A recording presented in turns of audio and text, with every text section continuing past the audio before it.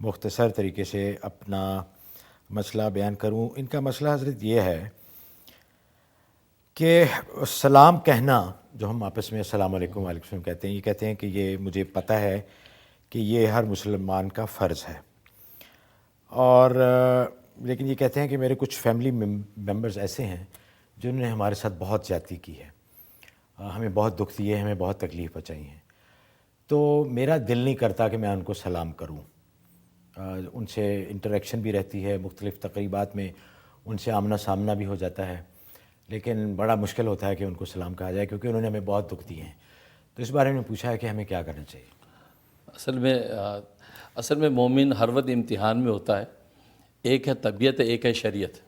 بے شک آپ کی طبیعت یہ چاہتی ہوگی جو آپ کے ساتھ حالات گزرے ہیں اور آپ سلام نہیں کرنا چاہتے، لیکن شریعت کا حکم یہ ہے کہ مومن کو سلام کرے. تو آپ کو جو ہے وہ اس امتحان میں کامیاب ہوتے ہوئے سلام تو کر لینا چاہیے. اس لیے کہ کرٹیسی ہے اور یہ ایک اسلامی حق ہے، اور احادیث میں اس کی بڑی فضیلت آئی ہے. باقی سلام کر لیں، دل میں ان کے لیے کوئی جگہ نہ رکھیں. قرآن کریم میں اللہ تبارک و تعالیٰ نے نبی پاک صلی اللہ علیہ وسلم کو بھی یہ کہا ہے کہ واجرہم حجرا جمیلا، کہ ان کو جو آپ اچھے طریقے سے چھوڑ دیں.